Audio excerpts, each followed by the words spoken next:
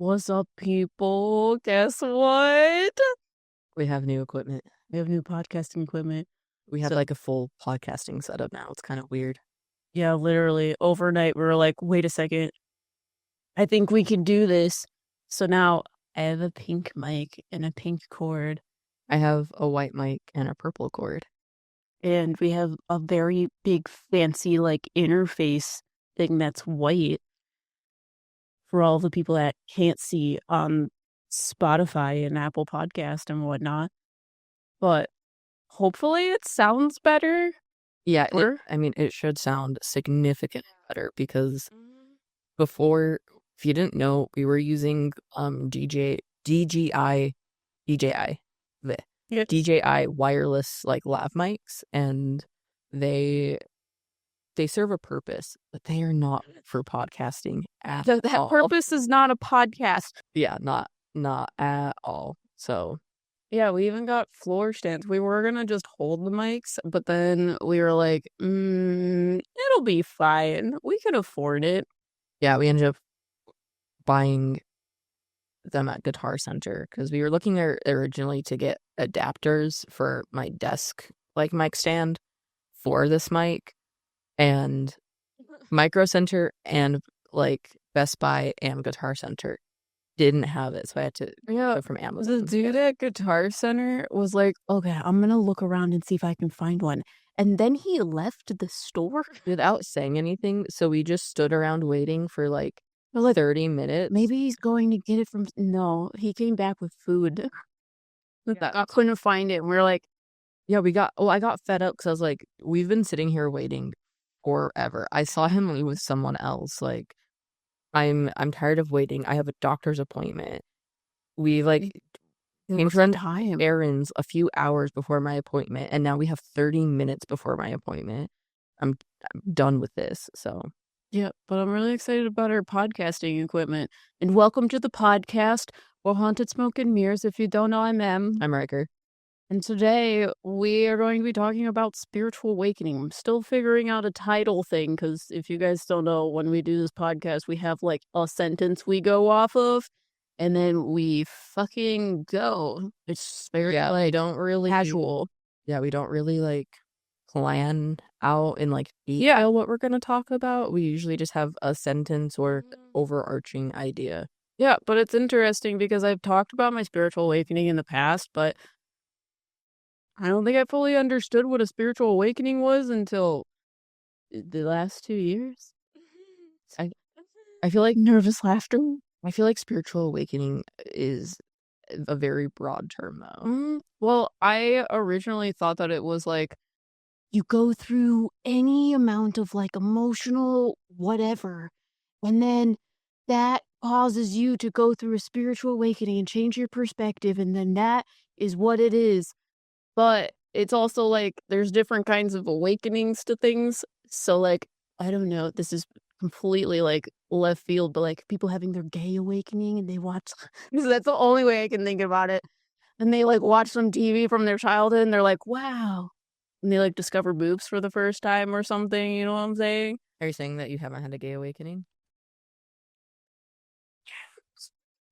Maybe that's why I'm questioning what a spiritual awakening is. Because I don't know, I used to tell people that like, well, a spiritual awakening is so over commercialized because people think you're gonna like align your chakras and like look at your third eye or open it or something, and then you're gonna start seeing spirits. And I would tell people that's not how it is. You like go through a lot of trauma things that change your perspective, and yeah, so now I'm very confused as to what a spiritual awakening actually is. Like, what are you awakening to, you know? If I'm being honest, I just don't like the term spiritual awakening. Why do you say that? Because I don't think that you just suddenly like become awake to being spiritual. Yeah. And I feel like that's kind of what it's implied of, like suddenly you just like wake up one day and you're like, I get everything about spirituality. And I don't feel like that's because if you, I don't know, like if you're learning anything not spiritual, you don't just have like an awakening to math.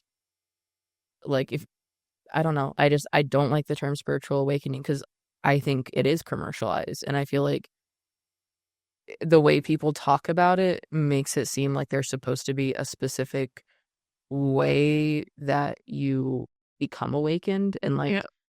I feel like a lot of people equate spiritual awakenings to like raising your vibration and things. And I think that the whole raising your vibration is bullshit and Yeah. is very toxic, but that's not what this podcast is about. But Yeah. I kind of group like the spiritual awakening like concept to a lot of the like love and light bullshit. Yeah. Well, I feel like spiritual awakenings are based upon your beliefs. So your example of like awakening to math, that's not necessarily a belief. So you could Yeah, like, no, you're right. because you could have a spiritual awakening to like Christ and like start becoming or following Catholic faith.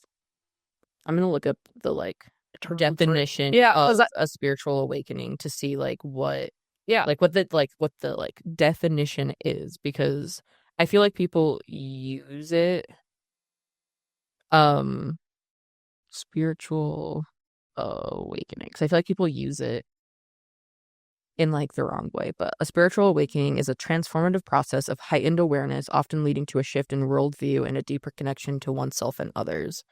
It can be characterized by a sense of purpose, a reevaluation of beliefs, and a desire to live more authentically. I just don't think that I feel like it's normal for people to like go through something like that constantly. Yeah.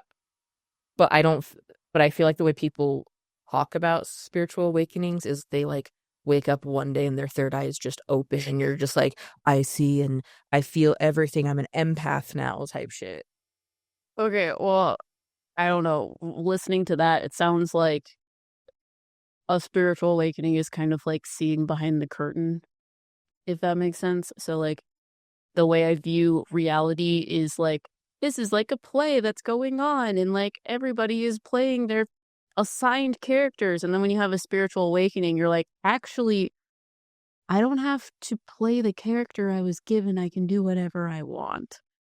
So it's kind of like you start seeing that the play isn't actually a play. It isn't actually real life, and that is actually a play. So you start looking at the trees around you that are actually like cardboard cutouts, and you're like, why is everybody like pretending like this is how it is? It's kind of like you're playing like the game of society. But when you have a spiritual awakening, you're like, I know how to get like use my energy to actually do what I want and manifest what I want type thing, you know what I'm saying?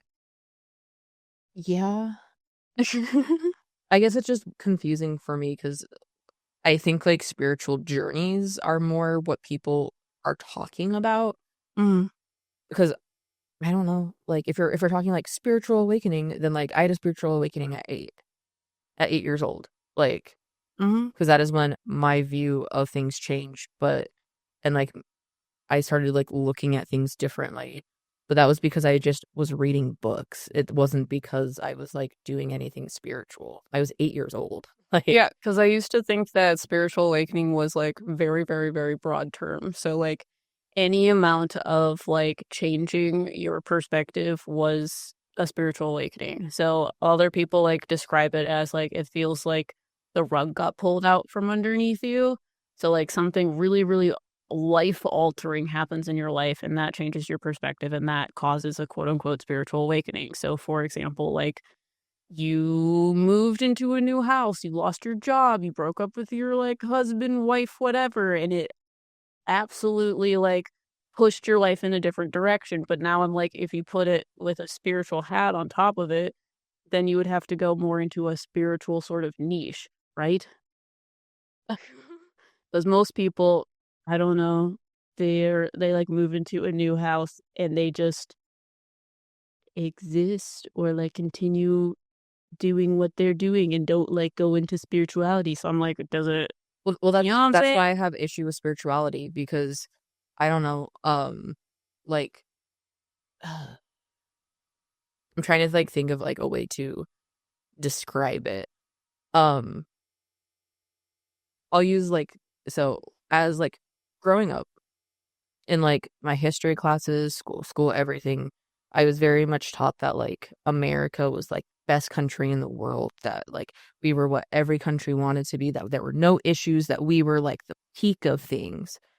And then as I got older and started like just listening to other like people from around the world's viewpoints and opening up to it, I realized how flawed like American culture is. And like the United States is not just like a perfect, flawless country. We have our own issues. We contribute to a lot of bad things that happen. Yeah. That is like us awakening, but like it was from like a spiritual side, then now it's a spiritual awakening. I don't know. I just don't like the term spiritual awakening in general. I think that it's just, 'cause I feel like people can be like, wow, I learned like how to read tarot. I've had a spiritual awakening. Yeah. And it's, Well, I feel like most people, I don't know, most people that I see, their spiritual awakening is they open their third eye and they start talking to spirits. You know what I'm saying? I don't think it's just that. I mean, I see that too, but I feel like I also see people who do like very basic things of like, oh, I like remembered my dream last night. I'm now like, I've had a spiritual awakening. I feel like it's just overused. And Yeah. I don't necessarily understand how like just changing like your view or opening up to new ideas is like considered this big like spiritual awakening moment, like aha thing. Because I'm always like, You've been using them since you were born. yeah, like I feel like everyone is constantly like learning things, like seeing other perspectives. Like you're not just like, and maybe that's like naive of me to think that it's like a common thing. But for me, I've always just been a very like open to learning and seeing other like viewpoints of things. So it's never just felt like a spiritual awakening, I guess. Yeah, so let us know what you guys think a spiritual awakening is in the comments below. Because, like, I think it's too broad of a topic. Yeah, because I honestly, I thought that we were talking more about our spiritual journeys versus like I still want to do that. I just want they're to. still awakening because I'm like, I don't feel like I can pinpoint Right. a like set like spiritual awakening thing. Yeah, well, So I don't view anything that I've done as a spiritual like well, awakening. it's interesting that you say that because, like, before, when I started doing, like, spiritual stuff, like, in content, that's all that people talk about is spiritual awakening, spiritual awakening. And there was a very clear pinpoint moment in my life where I started talking to spirits. And it happened after I started like seeing behind the curtain type thing. So that's when I started like looking into like why is this happening to me? How does this happen to other people? So people talk about spiritual awakenings as like you go through these like certain steps where like something really, really crazy happens and it makes you feel like the wind got knocked out of you. And then you go through this like process of like your ego, quote unquote, dying, like the dark night of the soul or whatever. That's what people call it. And it's basically like you're removing ego, which is what I'm talking about with the like play metaphor where you're starting to see behind the curtain. You're starting to like see things for how they are and not like this misconstrued egotistical viewpoint of the world. You're seeing things beyond biased. And that's causing you to now question things about your life. Like, do you want to be with these people? Because now your viewpoint and perspective is different from those people. But that's also a very like general thing that happens to everyone constantly. So I'm like, what establishes that as a spiritual awakening? Do you have to be in spirituality for that to be a spiritual awakening? You know what I'm saying?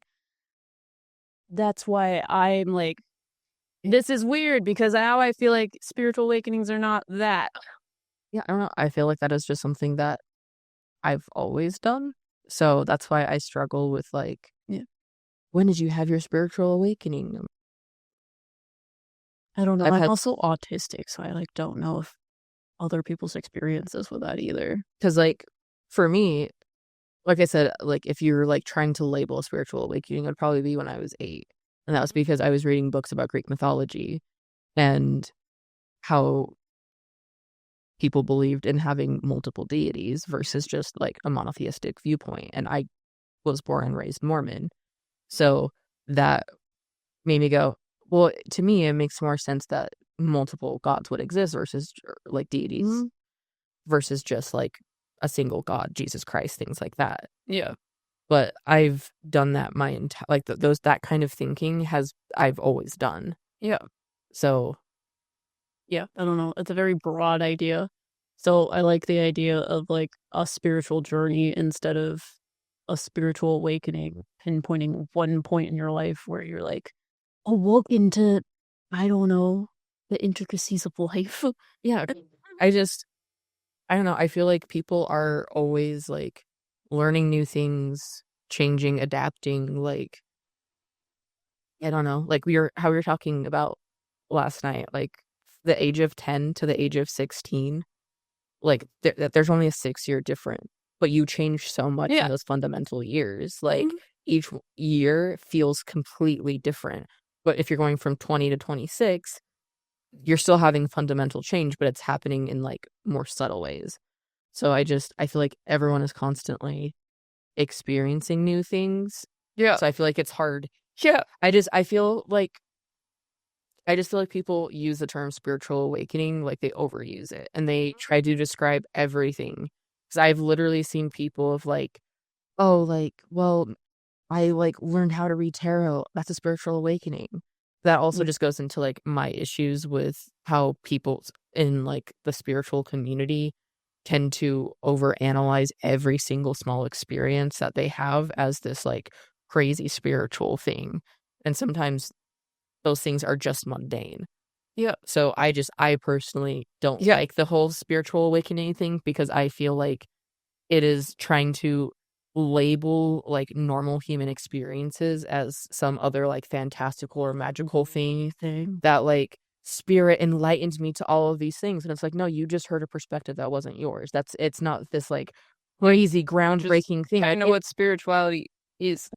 Yeah, and like, yes, like it might change a lot of things for you and make you think about things, but it doesn't mean that like just hearing different information isn't like raising your vibration, third eye open.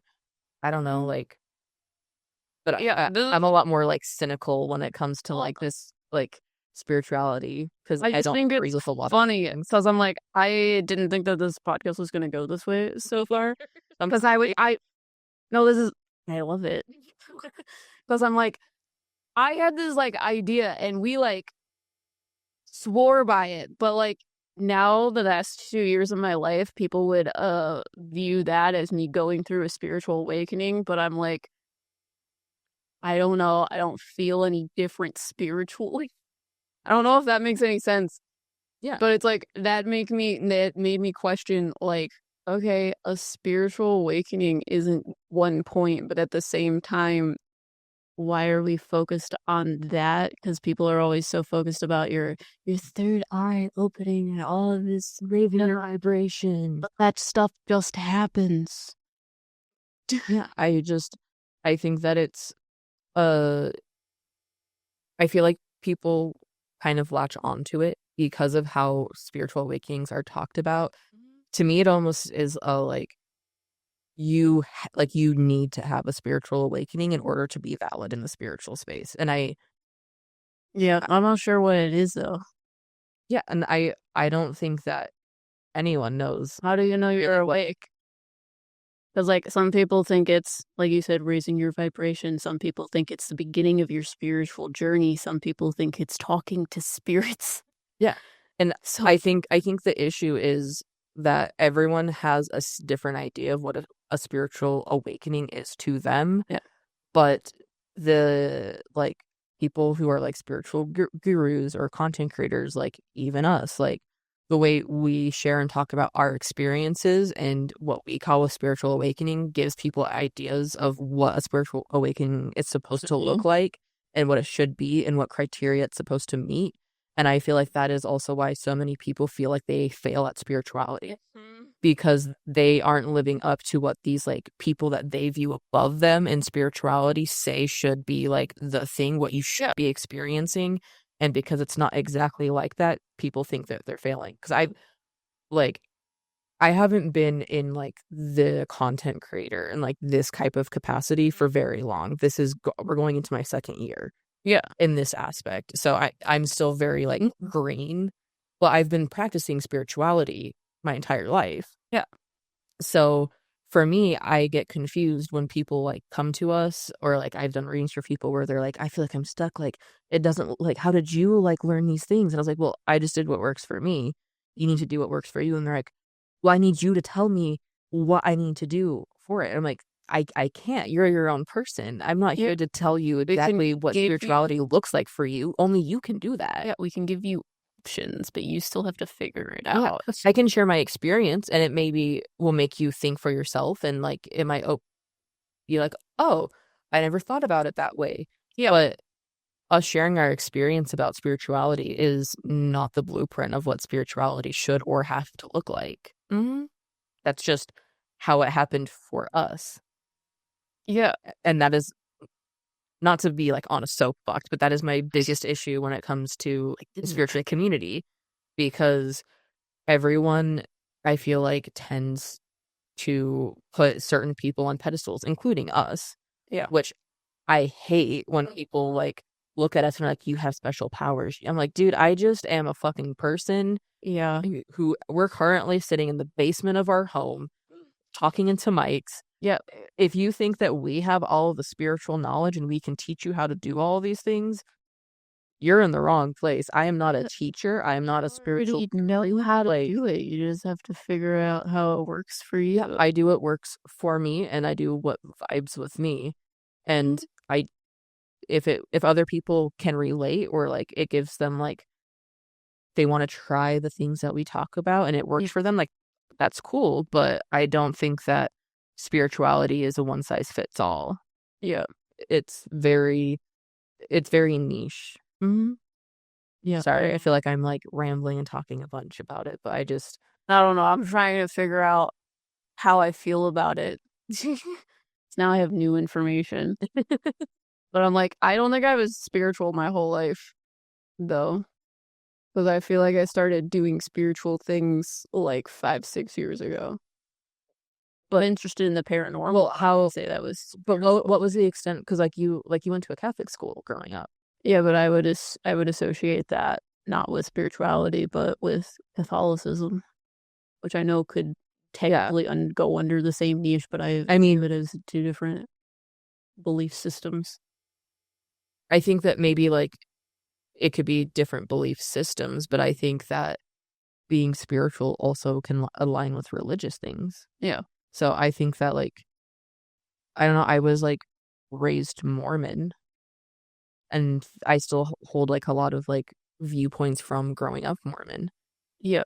And I think it might be because like Catholicism, they like told me what to believe. And with spirituality, no one is doing that. I disagree. Yeah, but I get to choose what I get to believe in. But you can do that with Catholicism. If I don't believe in Christ, I'm going to hell. If I don't believe in God, I'm going to hell. If I believe in multiple gods, I'm going to hell. What do you mean? Well, I'm just saying that I don't know, I think it's interesting that you think that like Catholicism is like telling you what to do, and spirituality, no one is telling you what to do. But from my perspective, both will tell you what to do, but you still have the freedom to believe what you want. Yeah.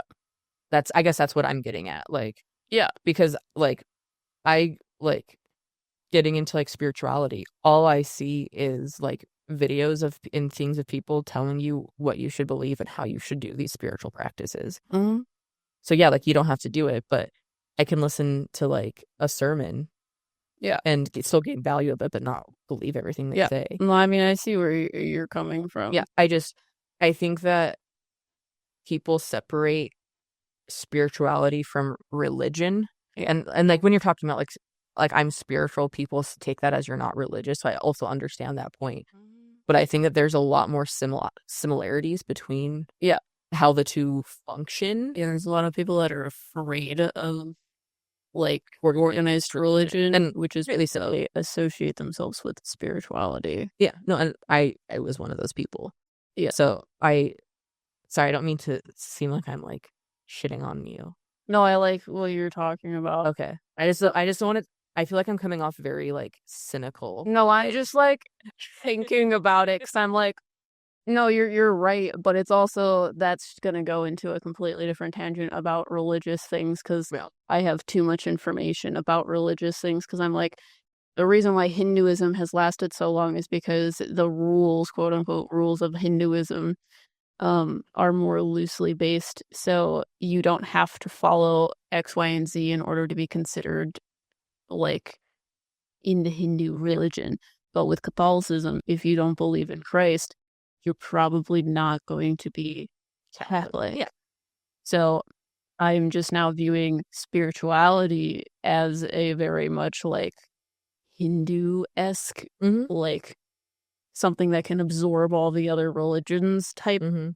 I don't know, because you can like be Catholic and spiritual at the same time. But it's like the square is a rectangle and a square, and a rectangle is not a square. Yeah. Well, because sorry, this is still kind of on the like religion side of things. I feel like people tend to be like, I don't like organized religion, and they get into more spirituality. But there's also like so much of like modern day spirituality practices are taken from like Eastern cultures, like Hinduism, like Buddhism. Yeah. Like spirituality is very eclectic in which it takes things from, and and there are so many like it's to me it's just a more like broad spanning form of religion. Yeah, they're interpretations of all the same things. And obviously like spirituality functions very differently than organized religion because but I'm also like I don't know. I have a lot of thoughts about things because we've also been watching a bunch of like cult documentaries lately. Oh, same. That's why I'm sitting here like, that's why I'm like kind of quiet because I'm like, oh my God. Yeah, because like so many thoughts, but I'm trying to put them together because we haven't actually talked about this before getting into Yes. So, yeah. We're like, not what I thought we were going to talk about because I still want to talk about like our spiritual journeys, but I just like wanted to like define what that means. And now we're like not ready for the tangent. Now we're getting existential of what is like what the hell? Yeah. But because I'm like, well, so many people take spirituality and form it into organized practices. Yeah. Like cults. Like cults. That's why I'm like, oh my God, no. Which is why I'm like, spirituality does function very similar to like organized religions. Well, it's because most people want to be told what to do. Which I hate. Like, Same. I get pissed off when people ask us to tell them like what they need to do on their spiritual path. I'm like, yeah. Like, I can give you options, but I can't tell you what's best for you. Like, I can give you a starting point, and then you have to grow it. Yeah, I can tell you what your spirit guides say. Yeah, but you could go to someone else, and your spirit guides could tell them something completely different. Like, it's up to you to do things. I've been talking to Jesus Christ a lot, which is really funny now that what we're talking about. But everyone takes what he said as a, like completely different than what he actually was talking about because he said everyone is God. And he didn't mean like God is this like a person that you put on a pedestal and he created everyone and that's why they are that. We are God because we are the cells that make up creator energy. So he's like, don't look at me as being this like leader of whatever. I'm just telling you things that already exist and are happening.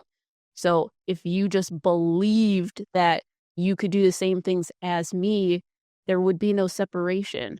That's what I'm trying to do. But everybody takes what he says and he's like, okay, you have to do X, Y, and Z, or you're not going to heaven and God will hate you. And he's like, no, you are God. It is impossible to do that. Sorry, I just think it's funny because when you are say like, if you don't do X, Y, and Z, like you go to hell. Yeah. There's still a lot of like that mindset in spirituality of like, if you don't do like these things to raise your vibration, like you're not going to ascend, like, and you need to ascend to like the 5D. I'm definitely not on that side of the spirituality. Oh no, which I think is really interesting every time you talk to me about it. Cause I'm like, what the fuck? Yeah. And I know that that's not like every corner of spirituality on the internet, but that is a lot of I feel like that's where spirituality stems from because everybody talks about that, but nobody really knows where it comes from or what it is. Well, a lot of it is rooted in white supremacy. Exactly. That's why I'm like, I didn't know that. People don't know that. People don't know where that came from. Because they're like, oh yeah, raise your vibration. Like that seems like a good thing. Not when it's like separating you and making you like I don't know, the race or generation or whatever higher than everyone else. Yeah, that is, and this is, sorry, this is getting into like crazy topics, and we can like talk about these more in depth another day if you guys want, so you can let us know. But it is part of why I have so much issue with like people who claim that like they're star seeds, or that they're Lumerian, or they're this race of alien that comes from this, or Yeah. all of these things, because so much of it is rooted in not good things. Like, and if you are someone who believes in those things, I don't want you to think that I'm like sitting down and calling you like racist or a horrible person. But it is not talked about enough, like where these things stem from. Yeah. And something like star seeds, it stems from, it's white supremacist thinking. And if you're like, well, I'm not like white, how am I contributing to this? The idea of a different race of people who are superior, who have special abilities and gifts, and they're smarter and more advanced than everyone else around them. Yeah. That's anti-Semitic. It's like rooted in white supremacy. I plan eventually on doing a full like deep dive video on this, because this is something that I've done more research into. Yeah. Because I've noticed that most people don't talk about it, but a lot of those things lead people into like the more like scary woo-woo side of spirituality, and that's where you get into like the culty aspects of things. Yeah. Because we currently, for you guys, we are watching through The Vow on HBO, which is a documentary about the Nexium cult. Yeah. So, and we've been watching other things. I've watched a lot of documentaries about cults, more than you. Yeah. Because I find it fascinating. But yeah, that is, been talking to Jesus about the cult stuff that we've been watching. So I'm like, how are you not a cult? And he's like, let me tell you, but go on. That is why I am, I guess, more like critical of spirituality, because I've seen the like point in which it becomes like very negative, unhealthy. Yeah. And it's not saying that like every form of spirituality is like that, and not every person does that. And there are a lot of people who don't know. And I think that the reason that, sorry, I know I'm going all over the place, but I think the reason in general why people feel like they need to identify as religious or spiritual is because they need a group to identify with. Yeah. And that is like black and white thinking. Yeah, and that's normal. But I think that and there's a podcast, it's called Mormon Stories. We've listened to a few of their podcasts. And it's not the main dude who runs it. I think he's a psychologist who used to be Mormon, and they talk a lot about people who have left Mormonism and have talked about some cults and things like that. So it's not necessarily a full pro Mormon thing, but they talk about, where is I going with this? Fuck. I had my train of thought and then I lost it trying to explain it. What were we just talking about? You're talking about like specializing yourself as a certain religion. Oh, yeah. So in that podcast, thank you.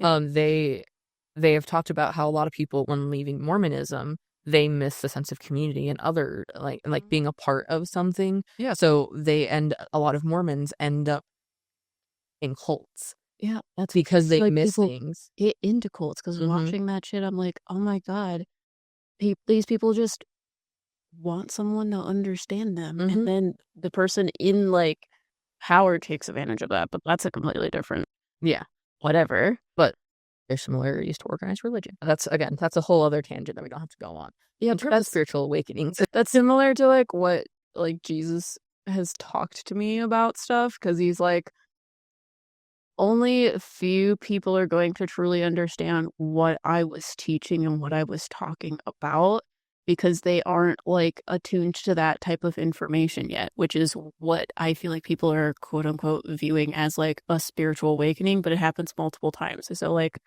well, I talked about it in like our therapy podcast, where if you're in an abusive relationship, everyone and their mother can tell you that, but you will not accept it until you see it for yourself. I was just talking about that with my therapist today. That exact thing. When you have like Jesus coming forward and saying, you are not separate from everyone. Like, we are all one. We are all one. So that means we are all God. God is us. People are going to take that and be like, oh, I'm God because I decided to be a part of Catholicism and I'm a good Christian Mm. and I'm just supporting and worshiping this man. But they don't get that they are like the thing that make up God. They think God is separate to them because they're not awoken to these certain aspects of life creation, whatever. So that is what people like start referring to as a spiritual awakening. You're awakening yourself to like, I don't know. This is what Jesus is explaining to me, which is why he's like the journey makes more sense. It's like if you're standing here and there's a light around you, the more you like walk your journey of life, the more the light expands and you're able to see more around you. So each time you like have this huge thing happen in your life, more light reveals more of a perspective for you. So you're able to see more of how things actually are and how you feel about them as a human being. Mm-hmm. So, yeah, you get to talk about your spiritual journey. Yeah, I think we can pivot to that because otherwise I'm just gonna be here. We like really need a like whiteboard for like things so I can like because when we talk about things like this, I feel like I'm just like, listen, I have so many thoughts, I have so many ideas, you know. Uh-huh. Yeah. And then you talk, and I'm like, I need to write down my ideas because you're talking about things, and I'm like, okay, I have like 20 more ideas that we could like branch off of. But while you're talking, I forgot all of them. Now I'm just gonna stare at you.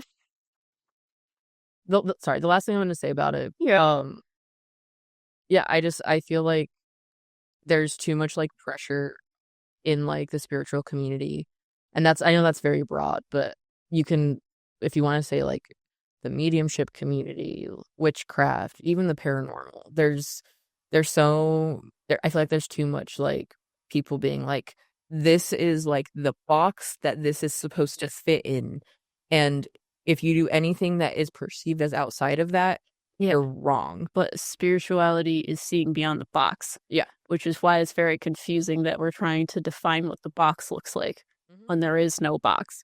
So that's what Christ is trying to explain to people. Like that kind of thinking is what like drove me away from like engaging with like the witchcraft community on social media because it was so much like this is exactly how it has to be. Yeah. And so much of it wasn't necessarily like I'm not talking about like following like old world traditions or like practices like that. I'm talking about like before you can even begin doing deity work, you have to do this X, Y, and Z in this order, and that's things like that.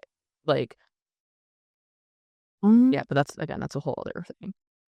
Sorry, I'm in a very like, let me tell you my thoughts. this is also what happens when like we do a podcast, like right after we get home from me being in therapy, is I just spent an hour talking with my therapist about all of these things. Now you're ready.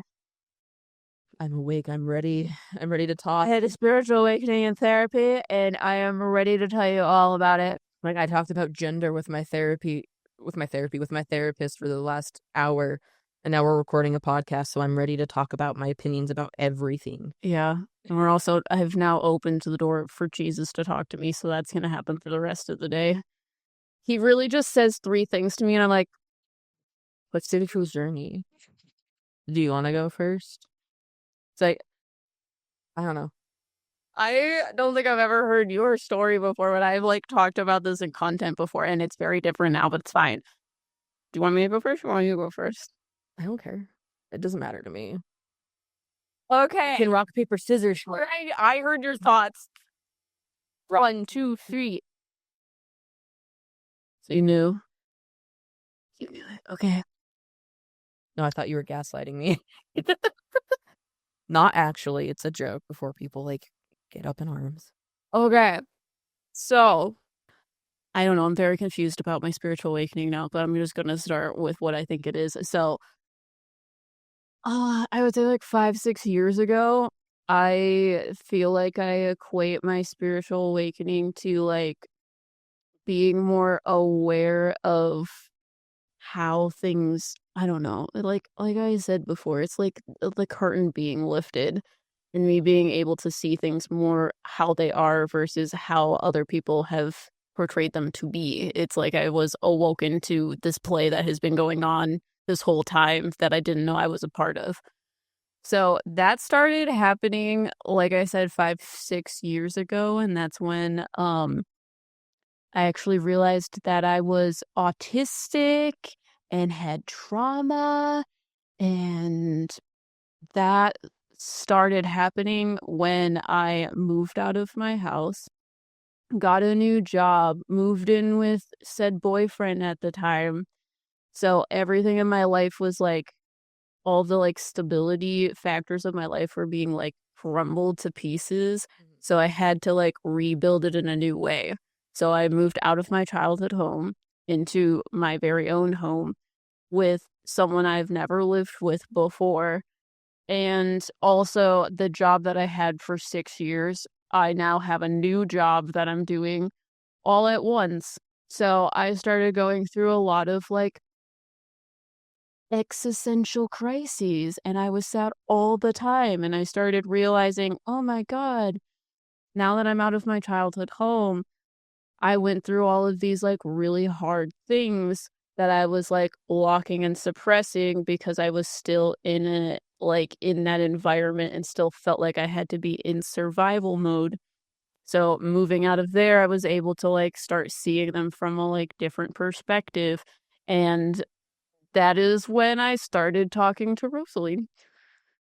This is all when I started doing content online about like spirituality and whatnot. And it was very weird because I feel like I associate a lot of my spiritual awakenings with being able to talk to spirit, and starting to like realize that things weren't or aren't the way that everyone says. So when I started talking to Rosalie, and it was like weird because I had my thoughts and the way and the flow in which my thoughts happen. And then Rosaline would talk, and she talks in a completely different way. So it was like very obvious for me to be able to hear when she was talking. So I would like say things in my head of like, God, I wonder why this is happening. Cause I was going through a lot of like self realization of like, oh, all of these things that happened in my life. Cause I was under the impression that trauma was like, you go off to war and have PTSD and like you were beat as a child. None of that shit happened to me. So I was like, I didn't go through trauma. And then I had a spirit guide, Rosaline, come forward and be like, actually, trauma is very, very simple. It is literally just they didn't like your shoes on the playground or something like that. It is the simplest form of rejection. So I would like ask questions that I didn't know in my head, and then she would answer, but she speaks in a very like connect the dots sort of way where my brain thinks in a here's the entire folder of everything. Abstract concept. Mm-hmm. It's the idea of a thought about the thing. Yeah, that is how I think. And I know that from talking to your spirit guides, because every time you're like, will you talk to them? I'm like, yeah, you need to give me time to figure out how to translate the clear cognizant shit into like words. Yeah, because that is not how my brain works, but sorry. Because it's very much like the way that my brain works is it's like there's like a teeny tiny thought on top of it, but there's like years of reasoning why behind it. That is how I think. So when people ask me questions, that's why I like don't shut up about them, because I'm like, I don't know how to put this in words, so I'm just gonna talk for like the 3 years that it took me to learn this. But Rosaline is like, okay, there's this little piece. Okay, like have the huge thought. She like pinpoints different points in the thought and connects them and is like, well, did you think about this connected to that, connected to this, connected to this equals that? And that is very different than how I think. So that's why I started realizing I started talking to a spirit guide. Interesting. Mm-hmm. So once somewhat similar to me, but really, it just wasn't a spirit guides. Yeah, but I'll talk about it later. Yeah. So, and feel free to like interject. No. I'm enjoying this. Keep going. So once I started realizing that I was talking to spirit guides, I was like, oh my God, okay, this is great. So I started getting on spiritual TikTok. They started telling me how I could do more of that. And I got onto this video that was like, you can give your spirit guides a sign and they'll give it to you. And I was like, this will make it so much easier to talk to them.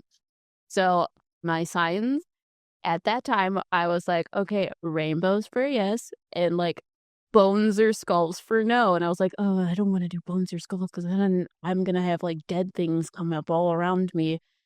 And then I was like, never mind, I'm going to think about this later. And then the next day, I get this TikTok on my For You page of someone drawing a picture of someone that had a rainbow on their shirt and skulls on their shoes. And then the next post after that was it was a like tarot reading where it was talking about someone that found another person and they were going to get together and it was going to be amazing and they're going to have riches and a lot of money, a lot of abundance. And that was my spirit guides telling me probably about this moment, because after that I started going into a lot of readings where people were like, Prince Charming is going to come into your life. That's a different fucking story. So that is also why people associate me with rainbows, because my spirit guides, that was my first sign that I gave them. So that started happening. And then once I got through that, I started feeling like I needed to read tarot because my spirit guides would talk to me with tarot cards. So they would show me a tarot card in my head and I didn't know what the meaning was. So I would look it up online. And that's how I was talking to them. So it like led me to start reading tarot. So when I started reading tarot, I started feeling like there was someone sitting across the table from me when I was like reading tarot cards. Mm-hmm. And it was like weird because I was like, this is probably normal. This is probably what everyone experiences. That's, I guess, not true. I guess it's also weird to like start doing professional readings after 3 months of reading tarot or whatever. I started doing content as a medium like 9 months after I figured out that I could do mediumship things. So yeah, I don't know. People told That's me also your fault. So I mean, yeah. People told me that I was a medium, and I was like, no, I'm not a medium. I read tarot cards, because at that point I thought you were like born a medium. I thought you like it was like the sixth sense of you just start seeing spirits all over the place, because even though I surrounded myself with mediums, like their experiences are always, I just see dead people walking around all the time, and that is not my experience. So I was like, that's not me. You guys are all like, I don't know. That's crazy. That can't be me. That's impossible. I just think it's I just think it's so funny when like you talk about mediums who had that experience of like seeing people and like all the stuff. So I had those experiences, but I was never told I was a medium. I was usually the person that told people that they were mediums. Literally, I had this girl literally tell me, she was like, I was sitting in this room, and then all of a sudden I saw this dude and his face was melting off, and he like ran across the room and things like fell off the bed, and he like attacked me, and I was like, have you thought that you're a medium? Because that shit doesn't happen to me. And she was like, no, thanks. I was like, okay. Now I think everyone's a medium, and that's a completely different topic. We've done that podcast. That was one of the like podcast number 2 or 3 we did. The reason why I think that, though, because I'm like, I was so closed off. Everybody was like, but you know, you're like sensitive.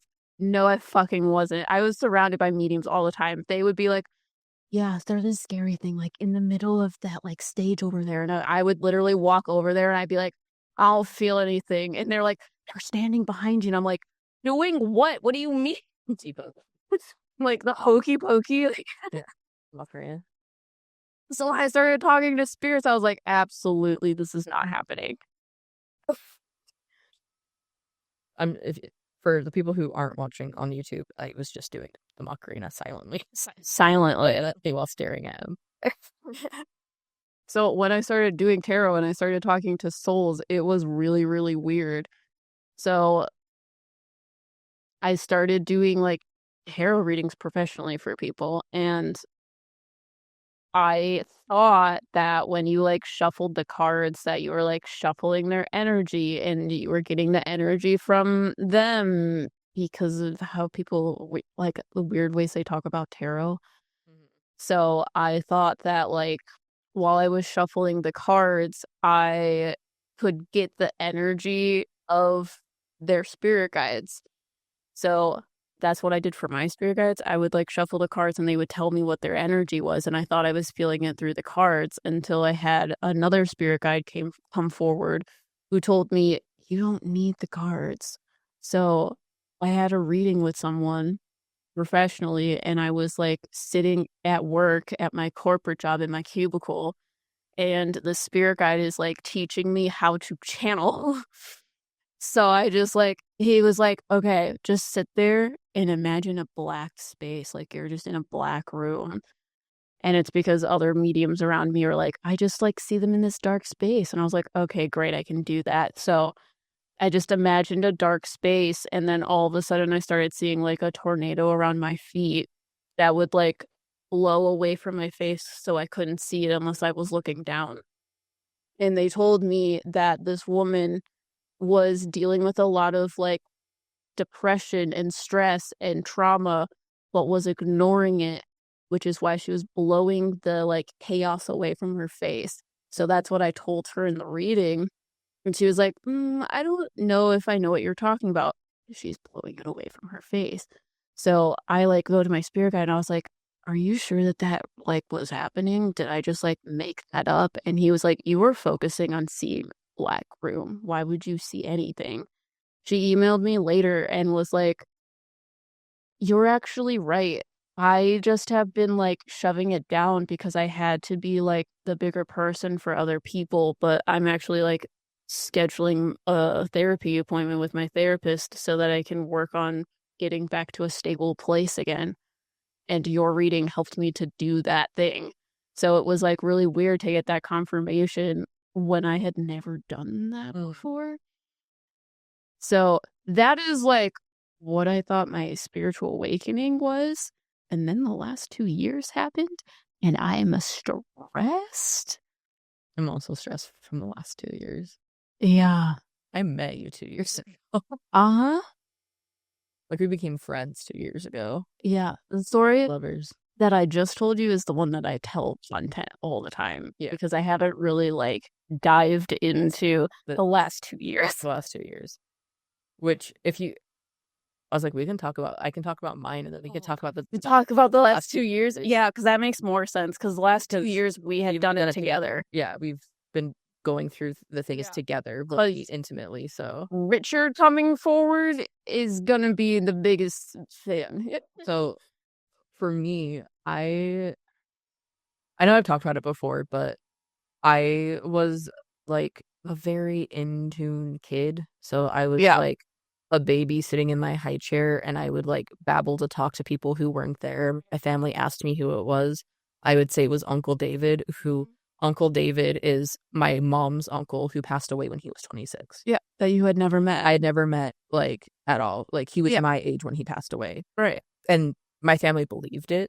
They told me about it, but it was never a, like, in, like, the view of being a medium. Yeah.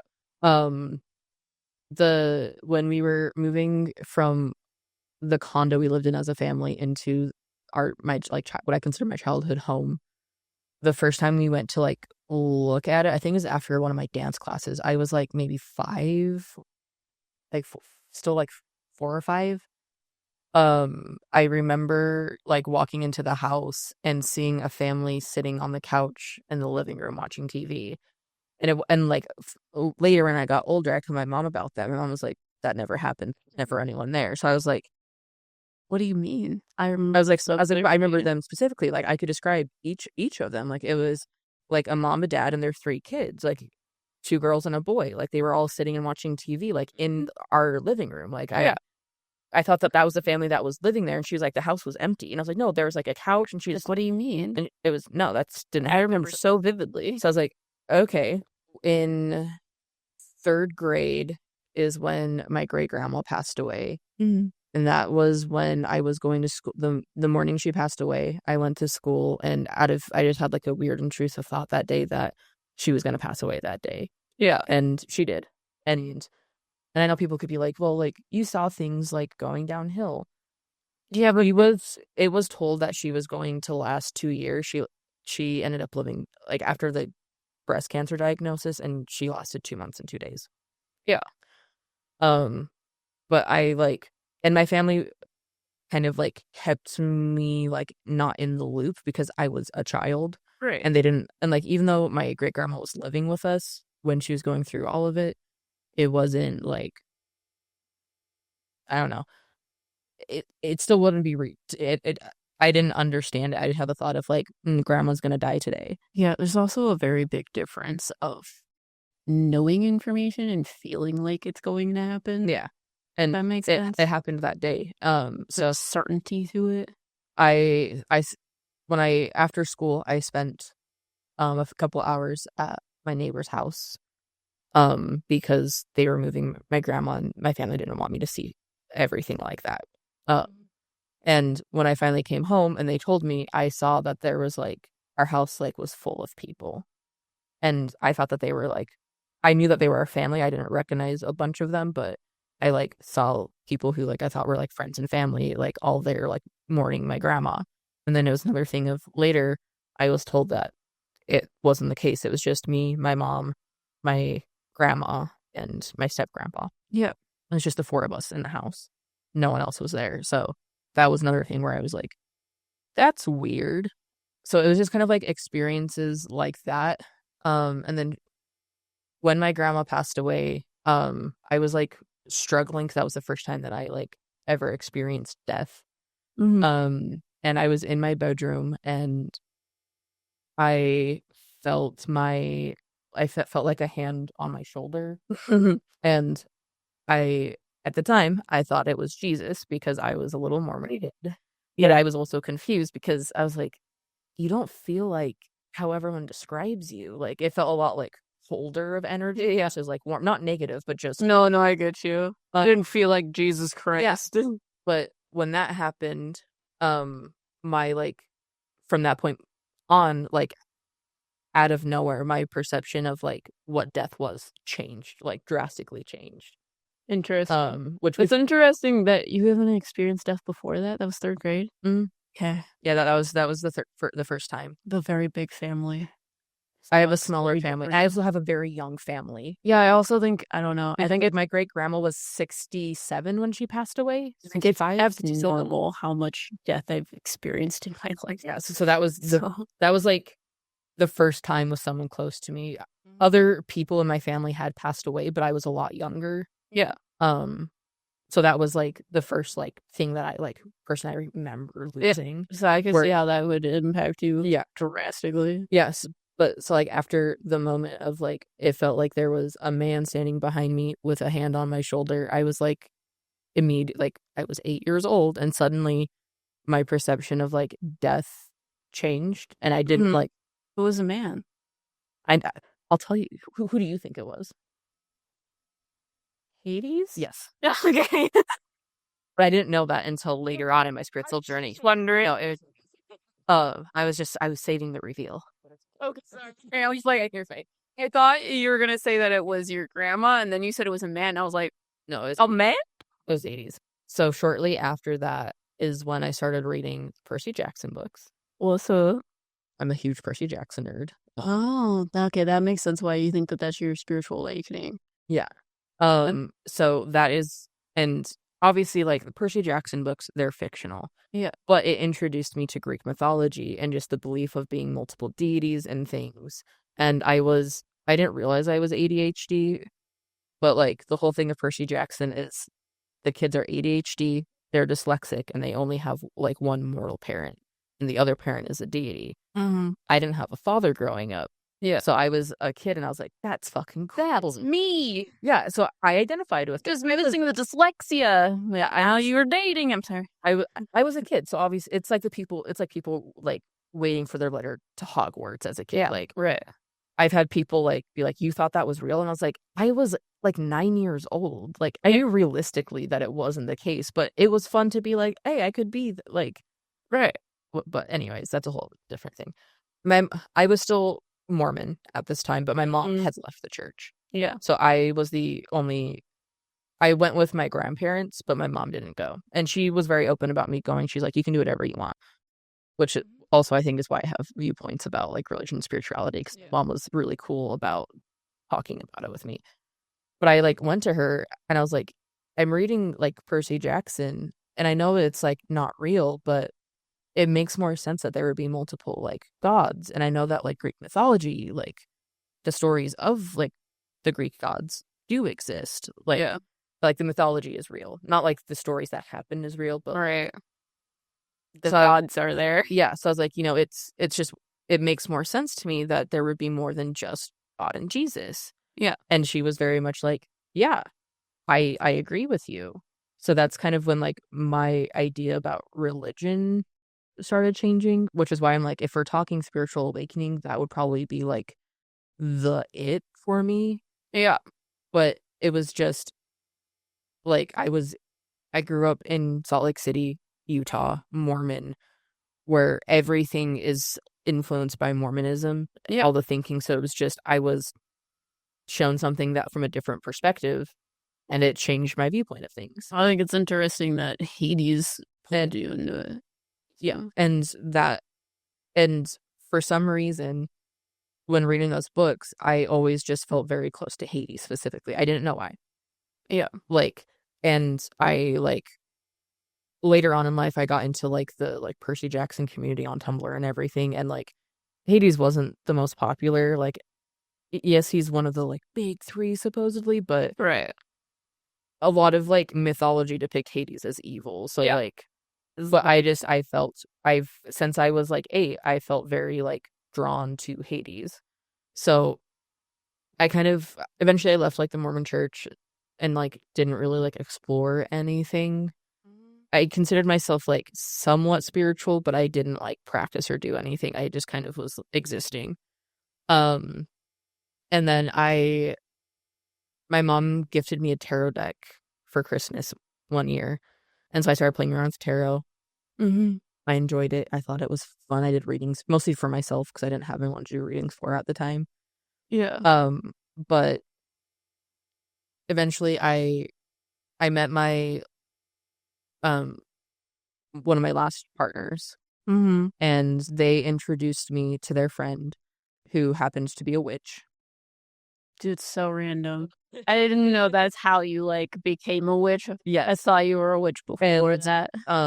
His name is Zane. I love Zane. He's great. And he's also a Scorpio. Yeah. And so my ex was like, I think you would love Zane. You're very similar. And so I was talking to him. I was like, yeah, like I've always like liked Hades. And then he went, you mean like this? And pulled up his sleeve, and he had the symbol of like Hades tattooed on him. So I was like, hey. And then he was like, yeah, I'm a witch. I like work with. I'm sorry, I can't not. He works with Venus and Pluto. Yeah. So I was like, wait, you can like do like witch, you can still do witchcraft and like talk to deities and do things. And he was like, yeah. So that's how I started my witchcraft. And our little friend group had a little coven for a while, for a period of time, where we like did like readings for each other and stuff. So we would do tarot readings and things. And people always told me that the readings I gave were like crazy spot on.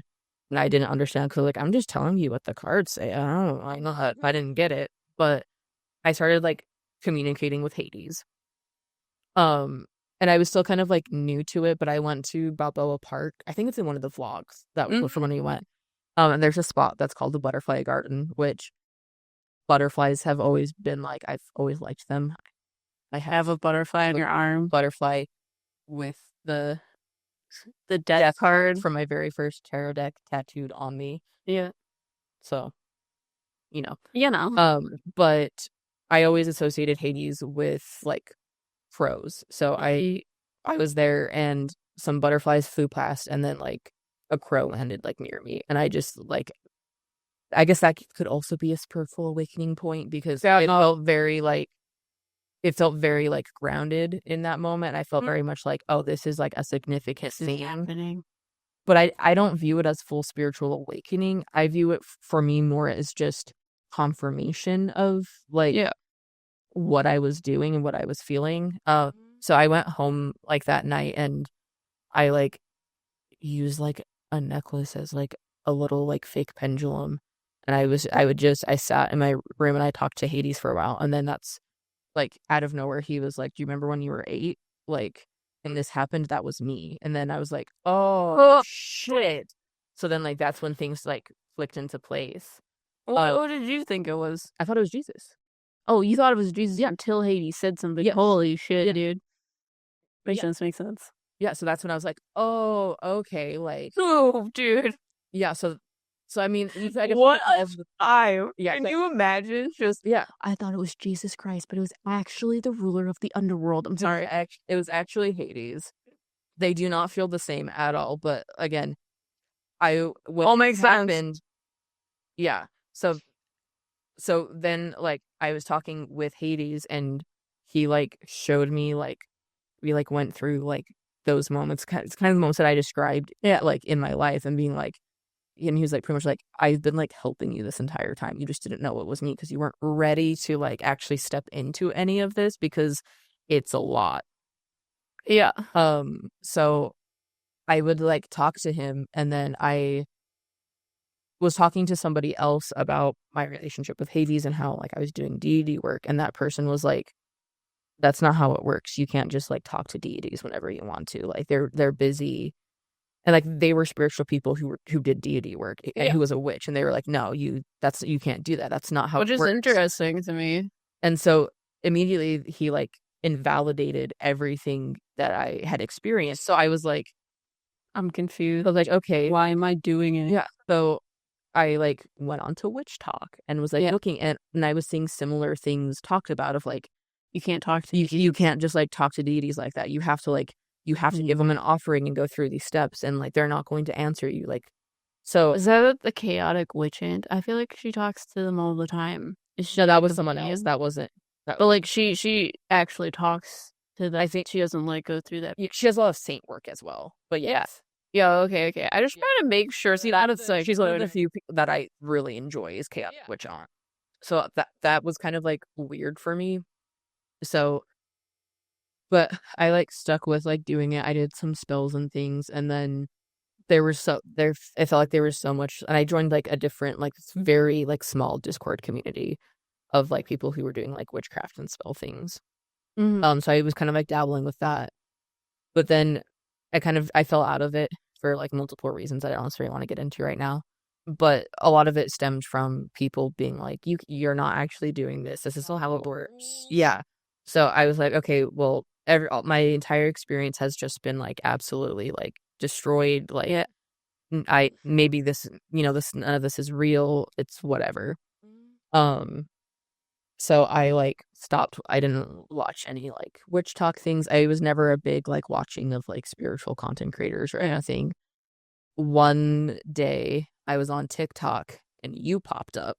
Was up? And we were talking about things and I was like, What was I talking about? Do you remember? no, I think it was like a reaction video or something. Always is. That's the ones that get them. Yeah. But it wasn't because we've talked about it before. Yeah, it's not the one with like 9 million views. No, it's a different one. But I was like, oh, you seem cool. So I like followed you and stuff. And then I like joined the mediumship circle. Yeah. And the very first it was like past life readings and you gave me a reading and you told me about a witch past life and a pirate past life. And that I immediately was like, okay, because my great grandma always talked about how we came from witches and pirates. So the fact that that's what you brought forward, I was like, you're welcome. Yeah. I'm 90% sure at that point in my life, I didn't believe it was me. So I was very like, yeah, my great grandma has now like said that like that was her way of like signaling that this was like that I was supposed to like talk to you. Prince Charming. Yeah. But at the time I just thought it was cool. And I literally like after that I went to my mom and I was like, guess what she just fucking told me?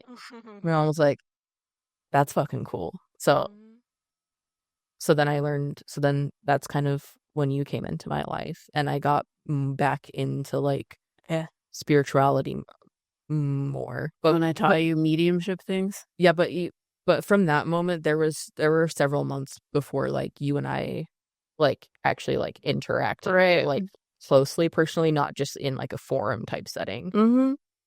So I like I met other people like from the community. I like started doing more and started like getting back into spirituality because what I guess what stuck for me is the way that you talked about mediumship went against what people were telling me about how I wasn't doing those things. You were like how I wasn't talking to Hades, how Yeah. like those things. So you kind of revalidated those things. So I was like, okay, like Yeah. I have a hard time with rules. me too. So that's when I kind of like got into mediumship, and the way that you talked about it is where I was like, okay. And I talked to Hades again after that. Because like I had kept up an altar and always had an altar even though I wasn't like, fully practicing. But so I like went back to talk to Hades about it, and that's when he was kind of like, yeah, like when you were a kid, you were seeing people and like this had happened. You were talking to like your great uncle David when you like like and it was kind of re-explaining. I was just like, okay, because I had like other moments where like out and about places, I would like see people who weren't actually there like with other people. I never said anything because I was just like, I don't know what that was, but okay. Or there were like I think I've only told you about this because I thought that like it was fucking weird to me. But um it's kind of like the death soul type shit. Yeah. But since I was since I was in my like teens, if I was like walking past like strangers or people, I would like see glimpses of like their death or like someone around their death or something. I didn't understand it, but it was like I would see that like someone got shot or this, and I just was like, Do you still do that? I've I made a conscious effort to block it out because it scared me. Yeah, Because I mean, makes sense. because I didn't understand it, so I haven't that hasn't happened in a while because I was like very stressed. But Yeah. I guess the only other like moment type thing is when this is kind of a trigger warning for like death, like specifically animal death. When my dog's Juno was like getting towards the end of her life, I like knew that it was time for her. And then when we inevitably like put her down, I like it was in our home, so we were all sitting with her saying goodbye. But I like felt and watched her like soul leave, and I felt like I like helped usher that Death witch thing. Yeah, and I was more okay after that because I was like talking. I had talked to Hades extensively and like about her passing before it happened and things. But yeah, that's still kind of a TLDR of my spiritual thing because there's been lots of times where in the last like 2 years where I've been like reevaluating a lot of my life because there were a lot of things that I was doing that I everyone just was like, oh, you're just like an empath, you're just sensitive, you're just like very intuitive. Like it was never just I was never told like that I had like mediumship abilities or anything like that. It was very much just like, yep, that's just how you are anyways. So Right. So I'm talking to Hades about things because he's talking about how he led you to do stuff like this because that is what your soul has like been meant to do. And I'm like, what does that mean? What does meant to do mean? And he's like, you just have an affiliation to want to do things like this. You want to help people, and the way in which you do it is in a very like spiritual-esque way, in a very emotional-esque way. So it was just bound for you to get here or into a similar place eventually. So he just like inserted himself to push you towards that. But that's also making me think about how other people are not like that. Because he's like, there are people that choose to want to be, I don't know, spiritual versus not. Because there's a lot of people that just believe in nothing. yeah, I mean point in time where like I thought I was atheist, quite honestly. I was very like I would say like right after I left Mormonism, I and I was very much like I don't believe in God.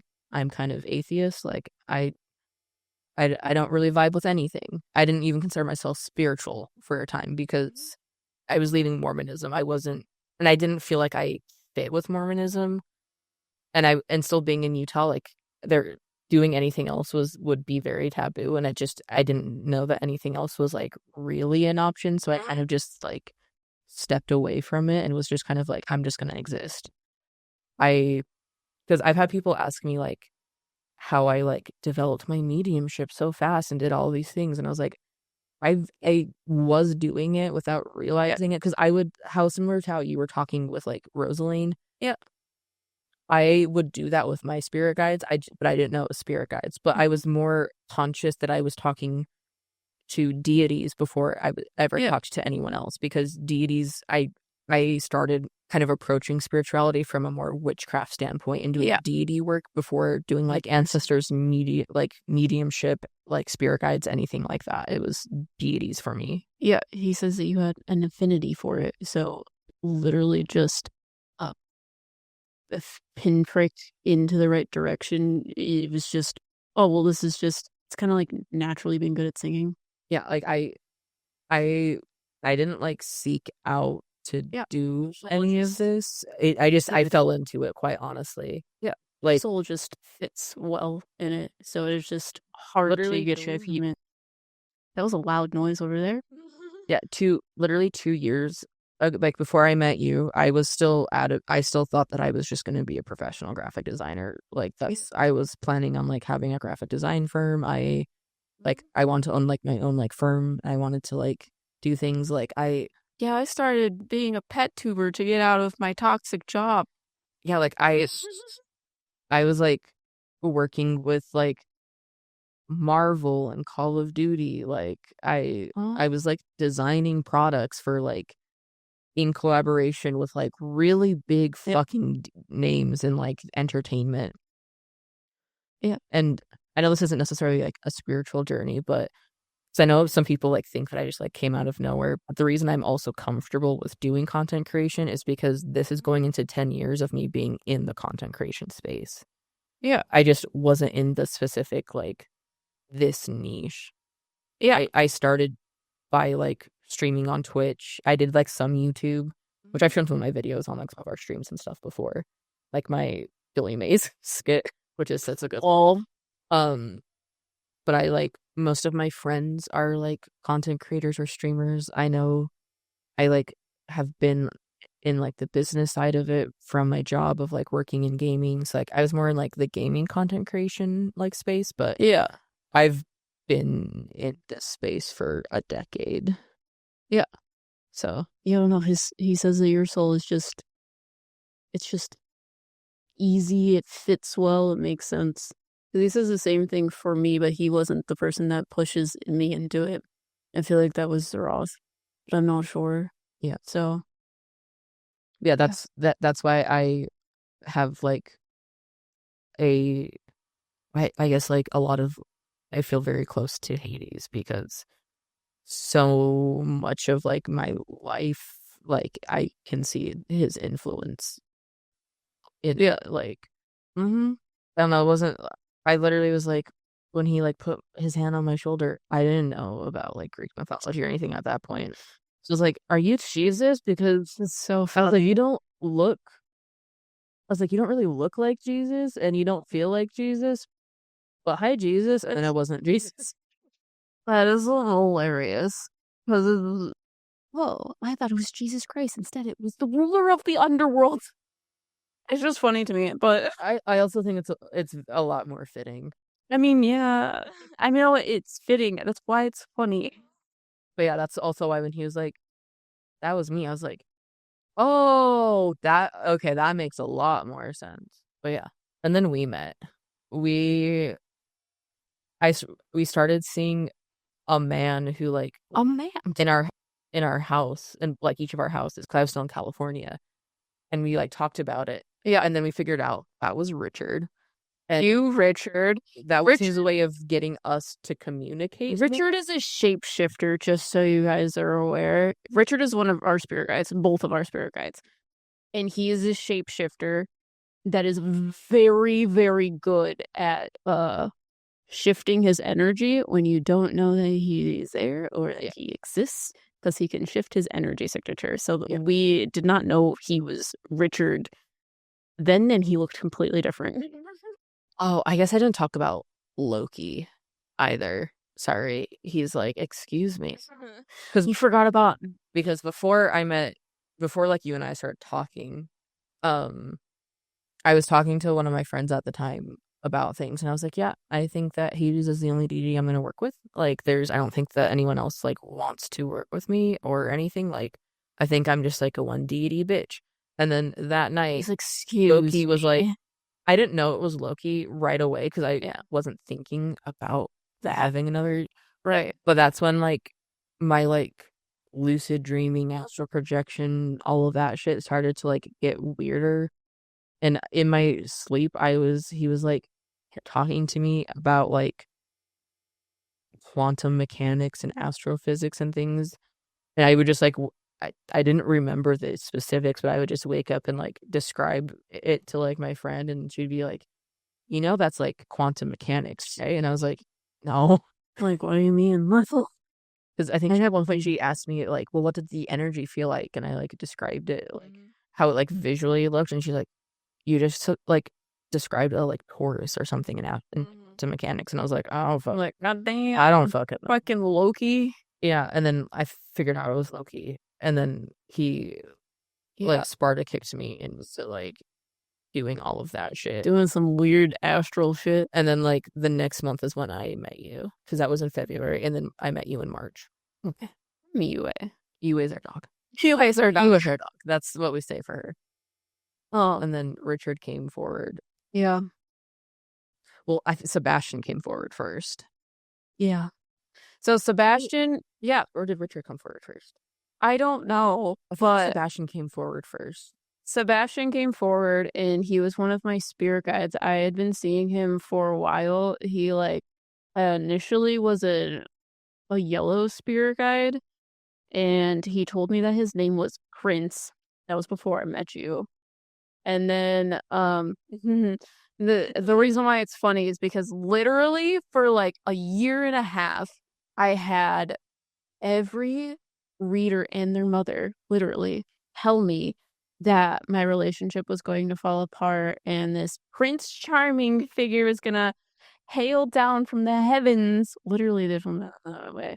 And my entire life would be uprooted. I literally gave my mother a reading. My mother was like, I'm going to support you. You started doing readings. And of course, she had to ask about me. So she paid me to do a reading on me to her goals. And it was about that. I literally could not get a reading that wasn't about this quote unquote Prince Charming figure. And the quote unquote Prince Charming figure is Riker. Hi, I'm Riker. So this spirit guide called himself Prince for a while, and then after I met Riker, I started talking to them and like a whole bunch of other people. So we started playing like D&D together, and they started telling me that the spirit guide was like weird and different and quote unquote an ascended master, which I don't know if that's true or not, but I still don't feel like I understand what a descendant master. Me fucking either. A little bit of research I've seen is that it's also not actually rooted in anything good, but yeah, again, that's another topic for another day. So they started telling me that, so I was like, okay, I'll just talk to them, because I kept being like, talk to them, he won't talk to me.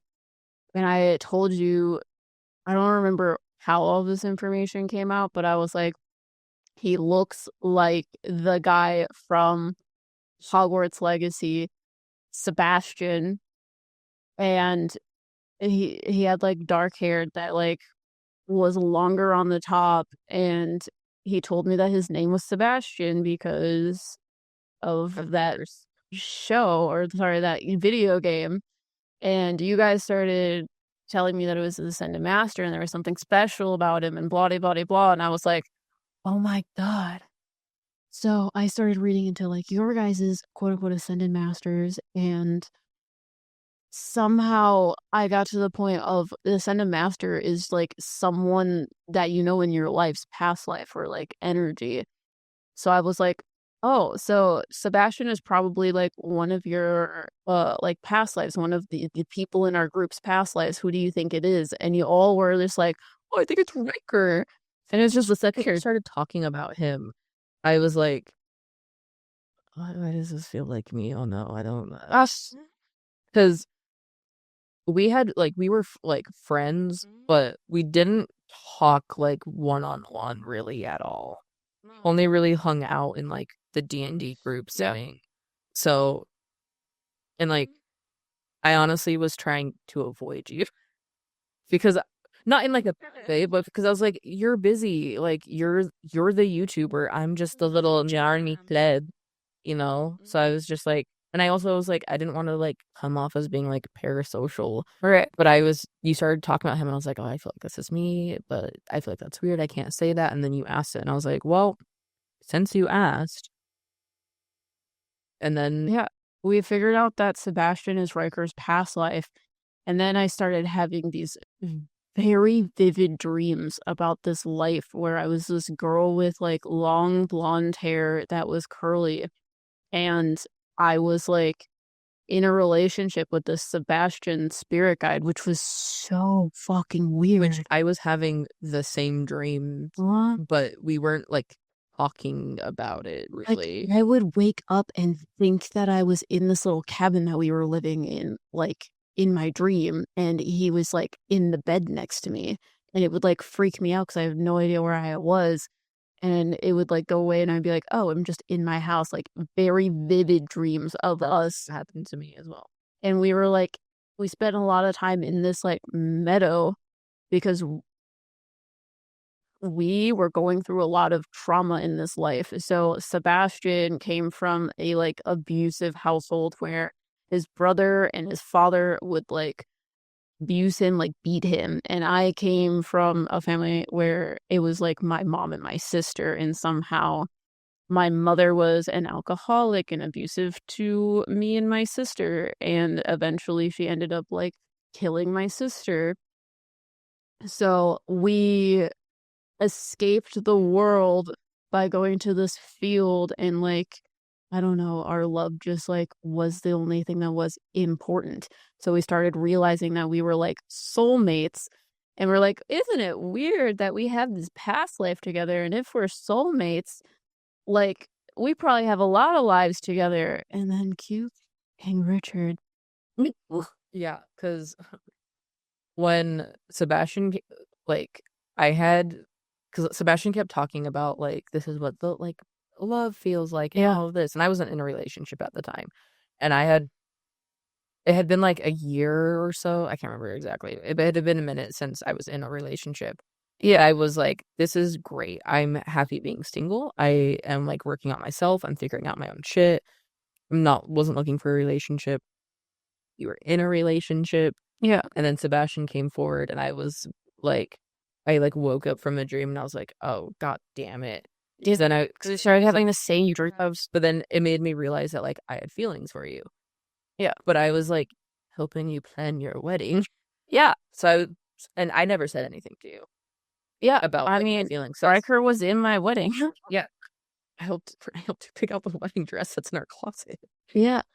It was just really weird because he just described what actual love is, and it just explained to me that a lot of people settle for things that they deem are not okay in a relationship because they think that they're like, I don't know, they give excuses as to why that behavior is okay. Yeah, and that was like that completely like shook me because Uh-huh. it was not what I was expecting. Yeah. I didn't know how to handle it, deal with it. I was like, I don't know. But it was like the love from like the Titanic type thing. I've never seen the Titanic. I'm not a mushy movie type. I'm a horror movie type person, so it wasn't really exciting until the ship started sinking. But that just explains what kind of movies I watch. I watch horror films, not mushy movies. But Which I I think it's really funny because I feel like looking at us, people would think that you would watch the mostly things. It's not watch any horror It's the opposite. I'm the one who is more of like the mushy movie type thing. I have you like cries at movies more. Emma's not that person. It's me.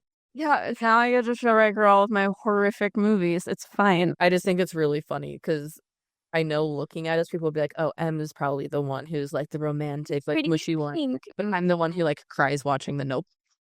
I've never seen The Notebook. My point exactly.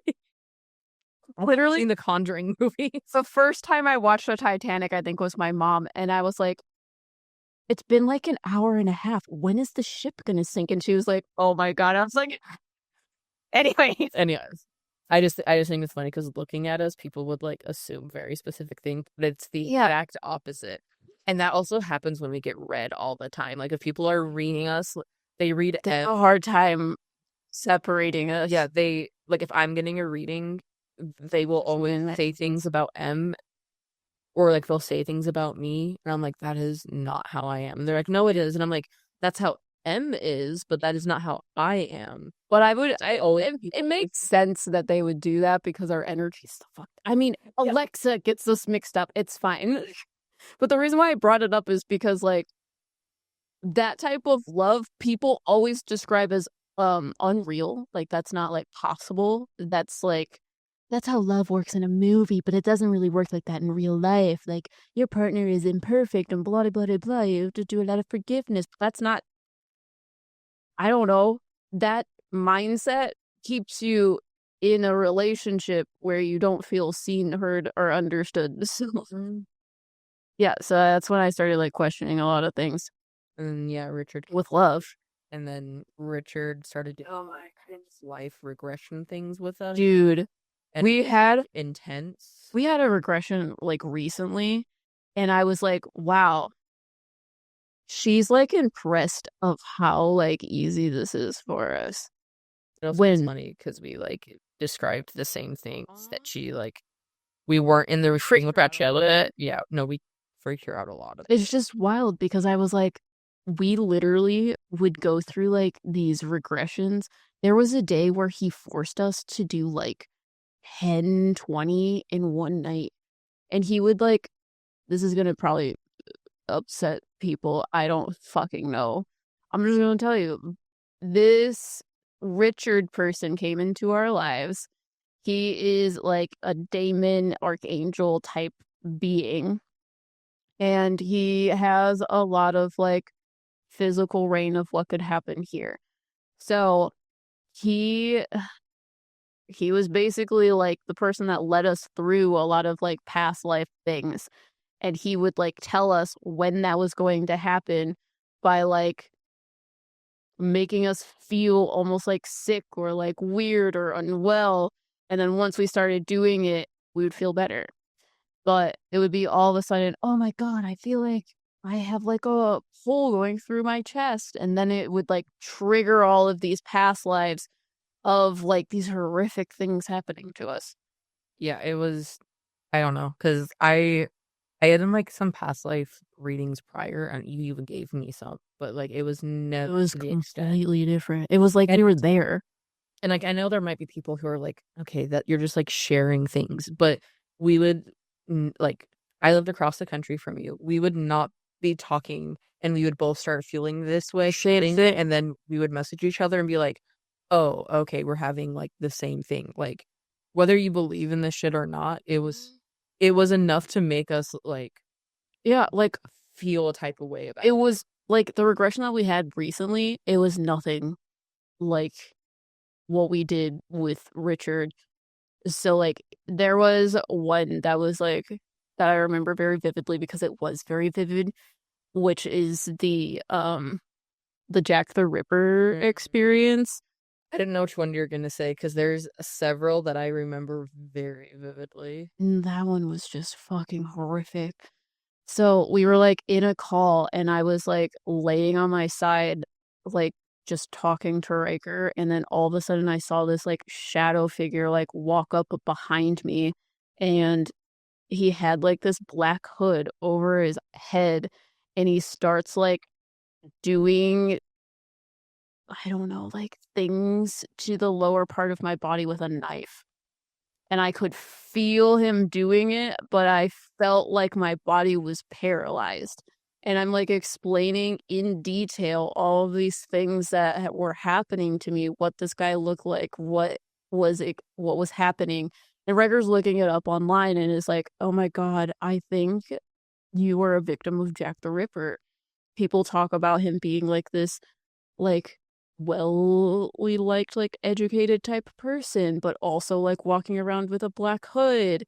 And he would like do, I don't know, like specific things to each one of the his things you victims. were describing aligned with what the victims of Jack the Ripper went through and like what happened to them in terms of Yeah. like what he did to them. And every time. And you knew nothing about it. Nope. I knew about Jack the Ripper, so when you were describing it, it sounded like it, and I like, Yeah.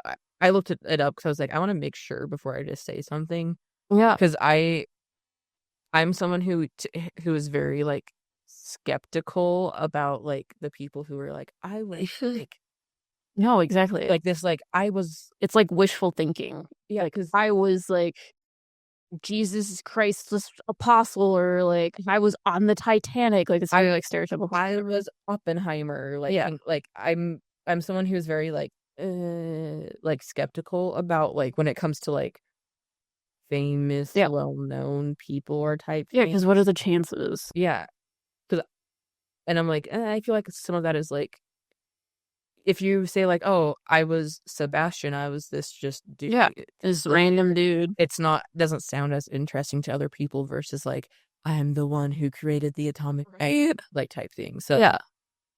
I don't want people to think that we're like trying to like co-opt the Jack the Ripper story because like that's not the case. It Yeah. just happened.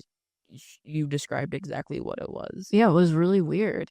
But that's kind of an example of how it would like happen. But there is also times like there would be people that we know who were in the lives with us. So like I don't know. It was like people very closely related to us. And we would see what they were doing in our past lives, and it would be very similar to what they were doing in our like lives now. Yeah. So it was so weird because you could feel everything that was going on. Like, I know what it's like to be cut in half. I know what it's like to have like a pole shoved through your body. I know what it's like to be dragged by a horse, because we would viscerally feel the feelings of it happening. Like, there was an experience where this guy like surgically removed our faces and you could feel it happening. And then he wore it. Yeah, it was a time. And that was before like we hadn't talked a whole lot like one-on-one, but then that started happening, so we started talking more because we were trying to understand what was happening. Yeah, because the reason why it started happening in the first place is this Richard spirit guide would look like my past lives. Because he came forward for me, and that's when I told you about him. He like got on top of me and was like, I'm going to show you every single one of your past lives where you were abused. So each day he would look a little bit different, and it would trigger me to have like past life memories of a certain experience. And I would tell you, and you would have this similar experience. And sometimes he would do it for you, and sometimes he would do it for me. And that's how he like started triggering us to do it. And then it like expanded and grew from there. But seeing all of your past lives helps you to understand a lot of things about yourself. Yeah. And that's where we kind of got the like life, soul, death thing from. And again, it's not like it is a like scientific like we've just seen a lot of past lives of ourselves. And it's just how we describe people's like soul energy and those things. It's not a like I don't know, it's other people don't talk about it. Yeah. Well, that's around the same time where we developed the like is this true thing, because we started that with like Ouija boards, and then we like just use our intuition. So it's one of those things where it's like it's not like an exact thing. It's not a like it's just like our own personal method for understanding things that we share with people, but I just want people to like if you go to like other people and are like, do you know what a life soul or death soul is? They're not gonna like understand it because it's Yeah. something that like we've come up with from like our own personal understandings to help us be able to like explain and talk about it with people, but Yeah. it's not like rooted in. Yeah, because I was under the understanding that like past life things, you would be all over the board Yeah. of like, oh, sometimes your soul is like this a big oppressor. Sometimes they're like being oppressed. But after seeing like hundreds of our past lives, they're all pretty much like rooted in the same ideas or the same feelings or the same quote unquote energy.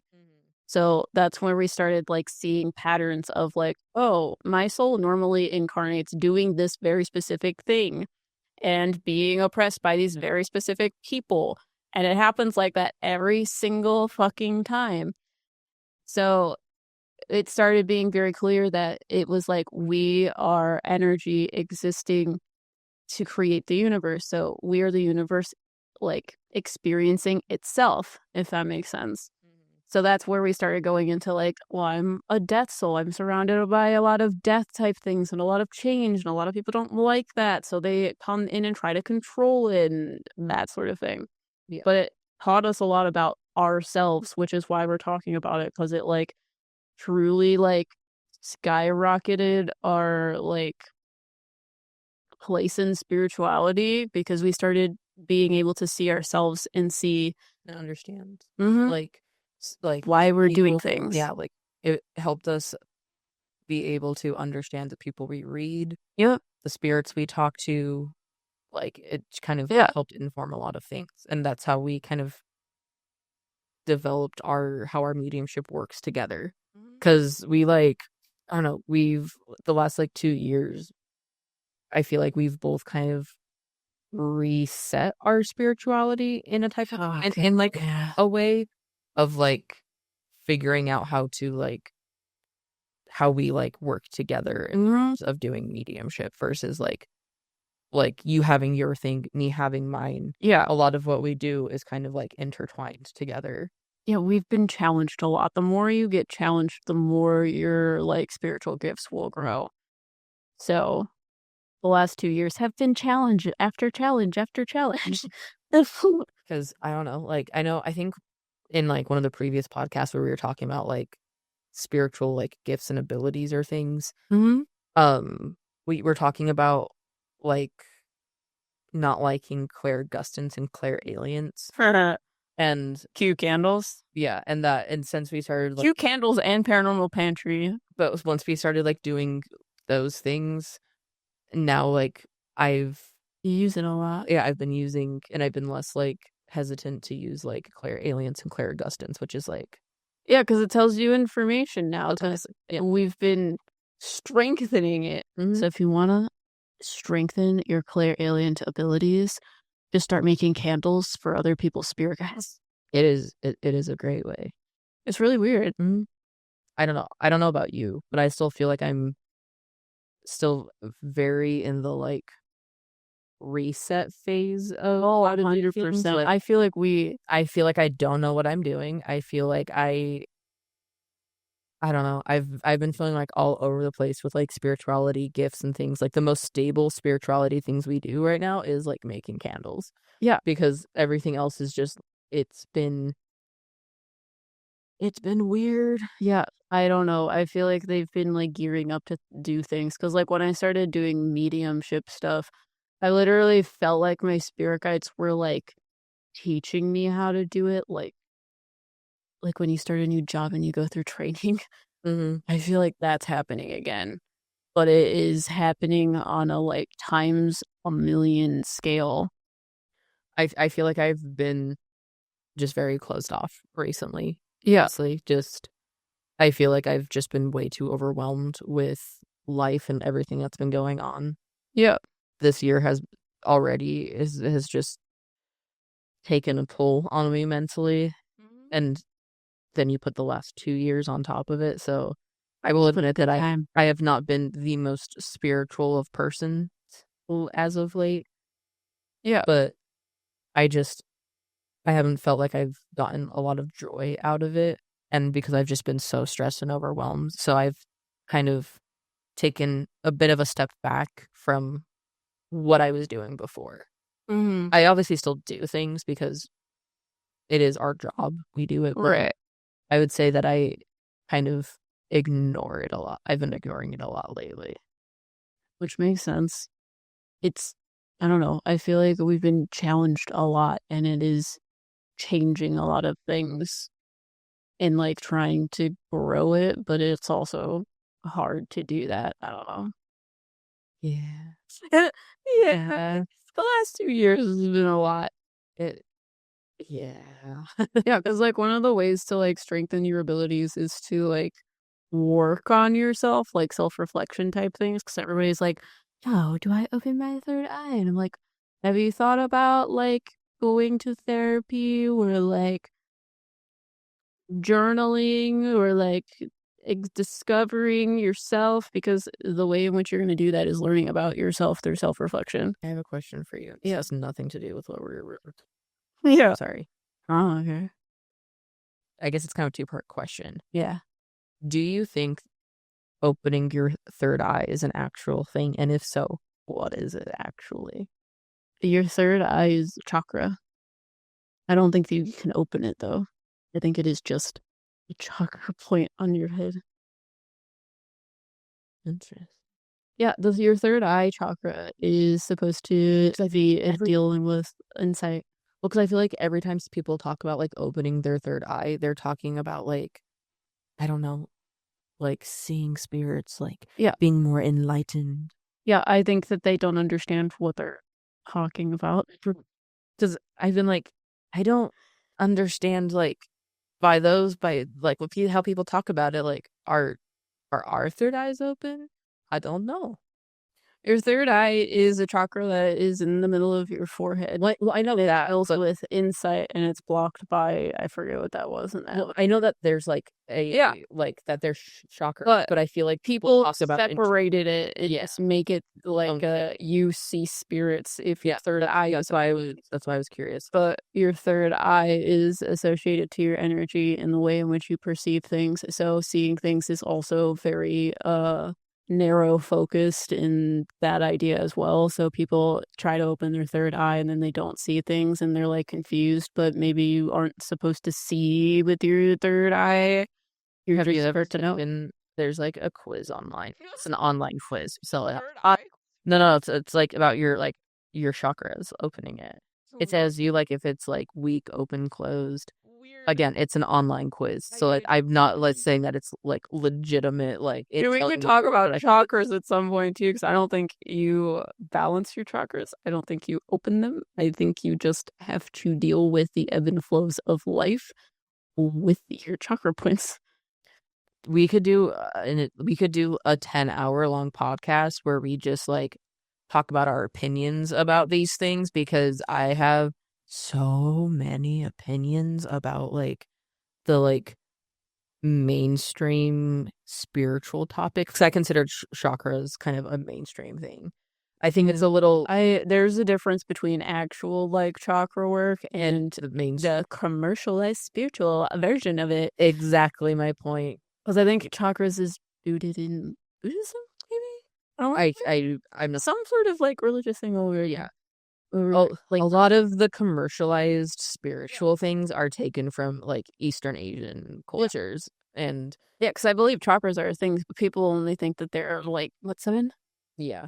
And you have to like open all of them and do like a list of tasks, but that's not how it works. I have opinions about shadow work. I have opinions about meditation. Yeah, because shadow work also is related to spiritual awakenings, because you're supposed to see your quote-unquote shadow, which is the dark night of the soul. Which I guess we kind of talked about that in the last podcast, which was the therapy one. I mean, we can talk about it again. We weren't actually talking about like shadow work. We're talking about replacing things with therapy. Yeah, I think that if you're doing shadow work, it should be coupled with therapy. Yeah, because I think it's very difficult to like look at your shadow and be able to actually understand it and like a healthy way.